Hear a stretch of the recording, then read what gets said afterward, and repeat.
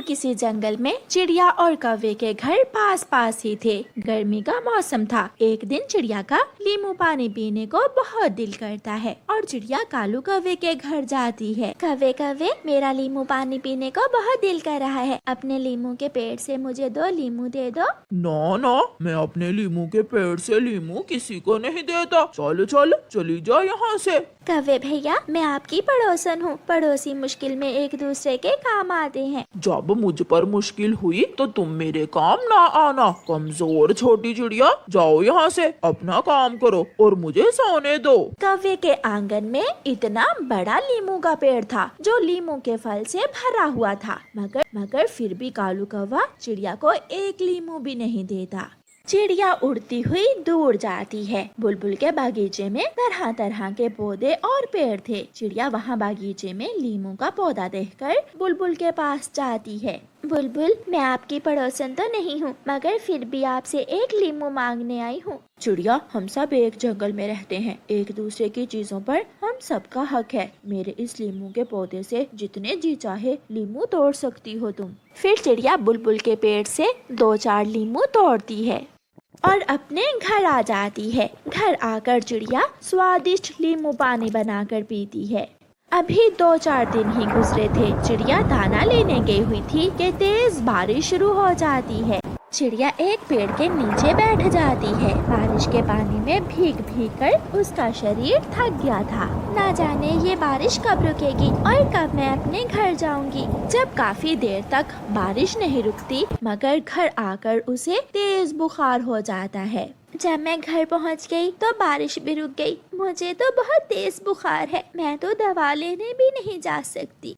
चिड़िया अपने घर के बाहर निकल कर बैठ जाती है। कौवा, जो किसी का दाना चुरा कर आ रहा था, वहाँ से गुजरता है। कौवे भैया, मेरी बात सुनो। चिड़िया, जल्दी बताओ क्या बात है। मुझे बहुत भूख लगी हुई है, घर जाकर अभी दाना खाना है मैंने। कौवे कौवे, मुझे बहुत तेज बुखार है, मुझे मिट्ठू तोते से बुखार की दवा ला दो। ना ना, मैं तो पहले ही बहुत दूर से उड़कर आया हूँ, मेरे पंख थके हुए हैं, मैं और नहीं उड़ सकता।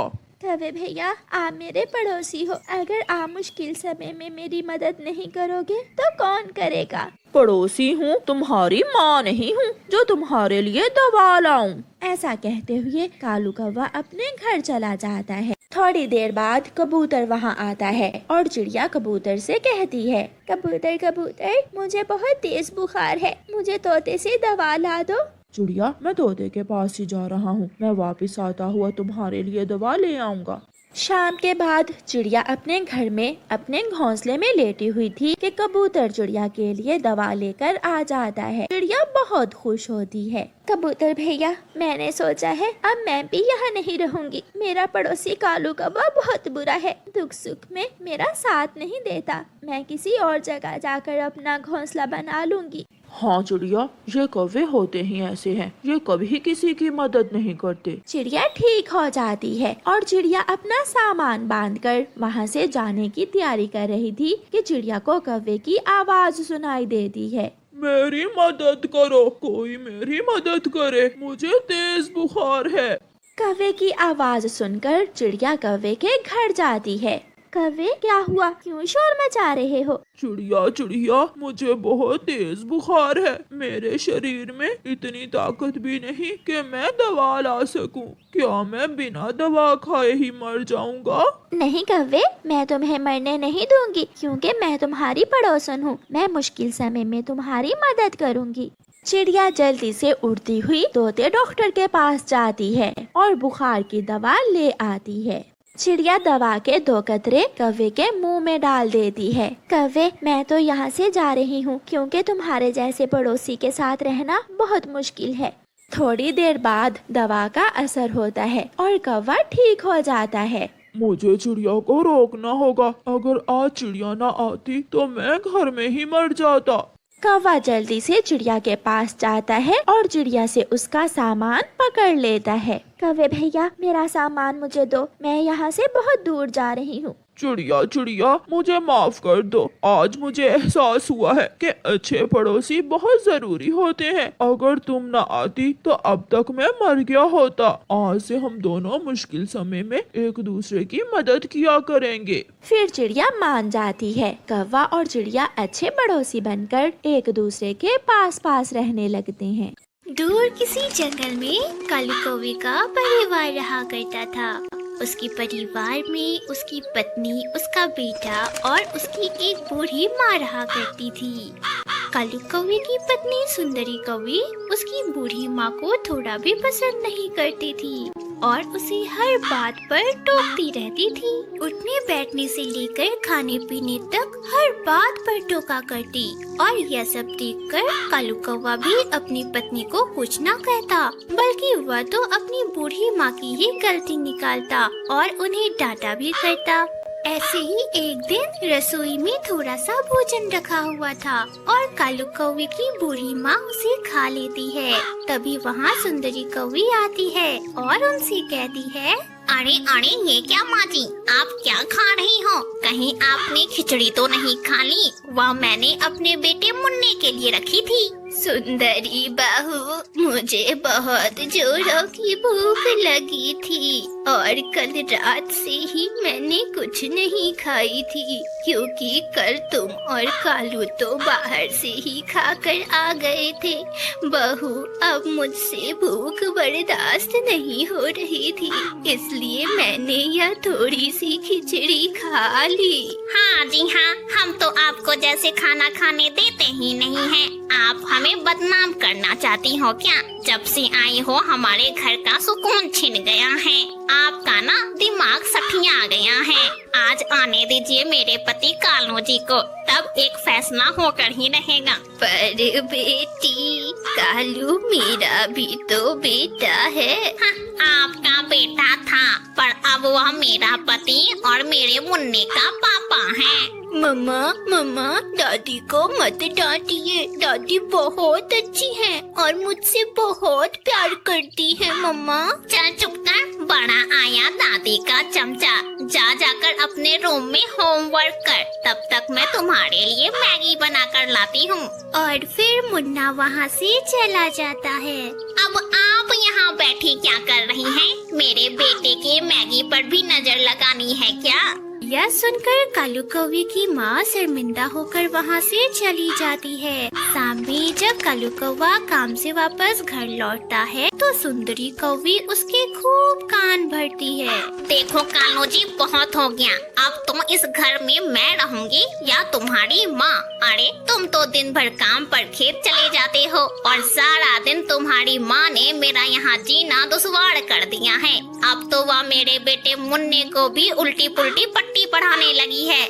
देखो कालू जी, मैं तो कहती हूँ आप उन्हें हमारे पुराने वाले घोंसले में जाकर छोड़ आए। अब मैं उन्हें यहाँ एक पल भी बर्दाश्त नहीं कर सकती। पर सुंदरी, माँ वहाँ अकेले कैसे रहेगी? ठीक है, फिर तुम रह लो इस घर में अकेले। मैं तो अपने बेटे मुन्ने को अपने साथ लेकर अपने मायके चली जाऊंगी। नहीं नहीं सुंदरी, तुम मेरे बेटे को मुझसे दूर मत करो। मैं अपने बेटे के बिना नहीं रह पाऊंगा। देखो ना, मैं कल ही अपनी माँ को पुराने घोंसले में छोड़ आऊंगा। तुम चिंता मत करो, मुझे मेरे बेटे से बस दूर मत करना। इस तरह अगली सुबह भी हो जाती है और कालू कौवा अपनी माँ से कहता है, माँ चलो, आज मैं आपको हमारे पुराने वाले घोंसले में लेकर चलता हूँ। अब से माँ आप वहीं रहोगी और माँ मैं आपको समय से खाना पहुँचा दिया करूँगा। कालू बेटे, ये तुम क्या कह रहे हो? मैं तुमसे दूर वहाँ कैसे रहूंगी?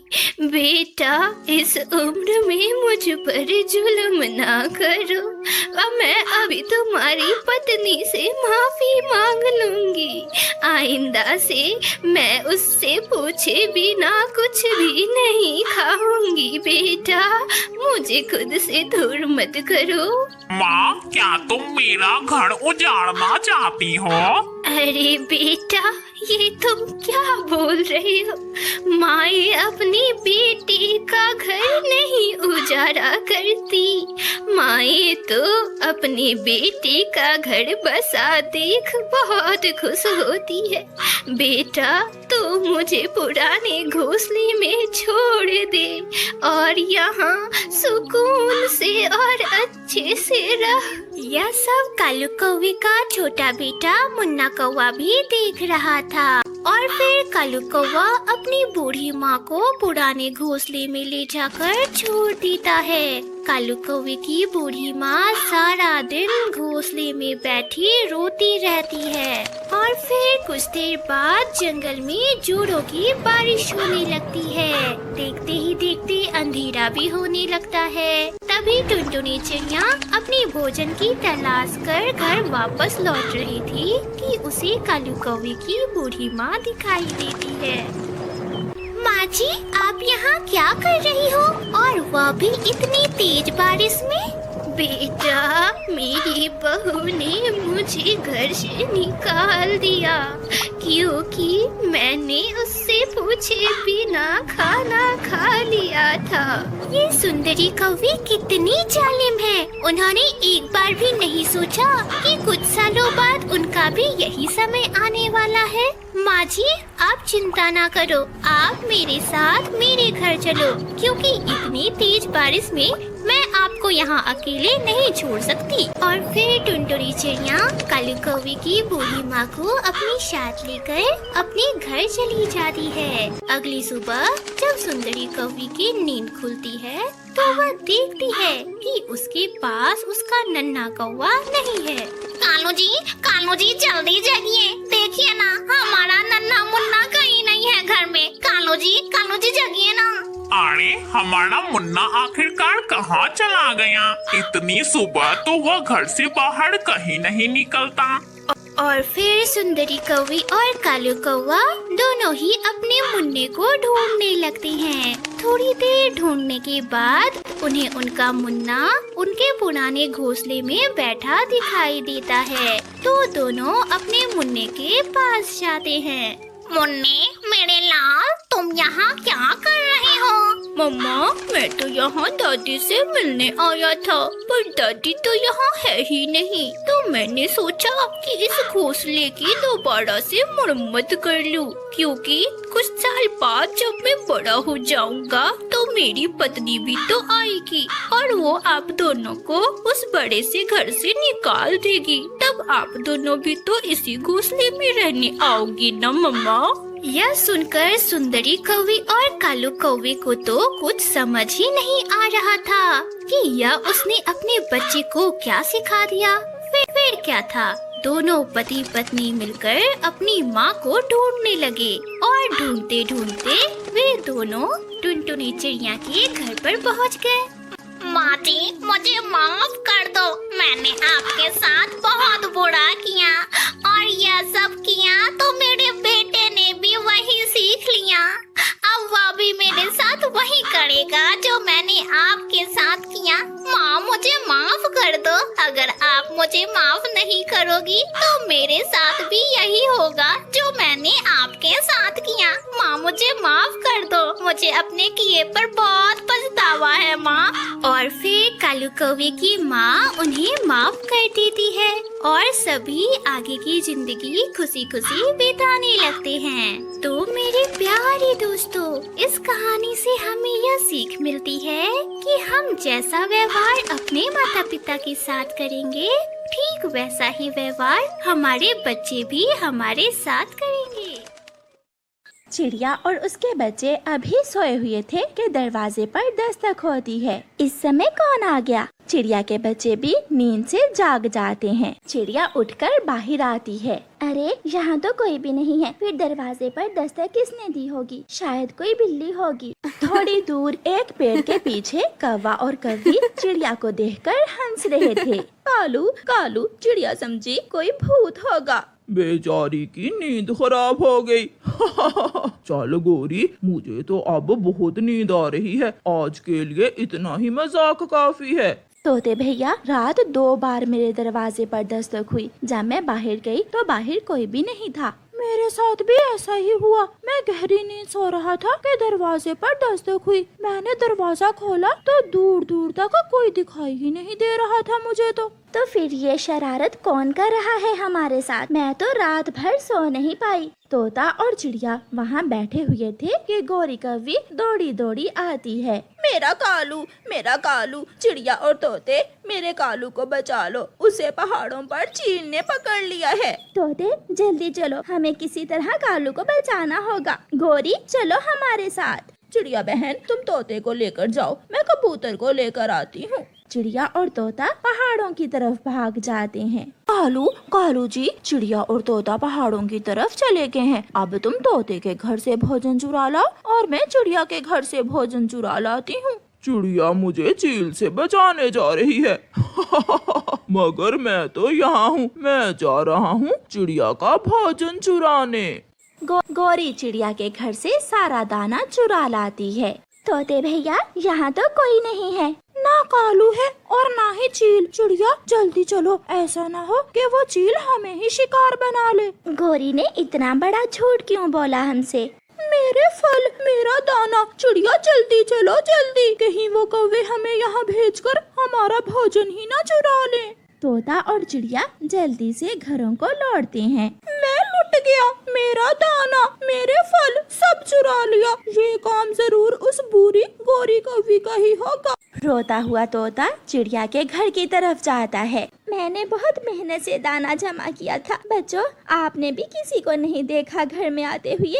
मम्मा हम तो सो रहे थे, हमें क्या मालूम। तोता भी वहाँ आ जाता है। मैंने कहा था वो गौरी की बच्ची बहुत छोटी है, उसने हमें पहाड़ों पर भेजकर हमारे घरों को लूट लिया। तोते मेरा तो सारा ही दाना चुरा कर ले गए हैं वो कौवे। तोते भैया चलो उनके घर जाकर देखते हैं।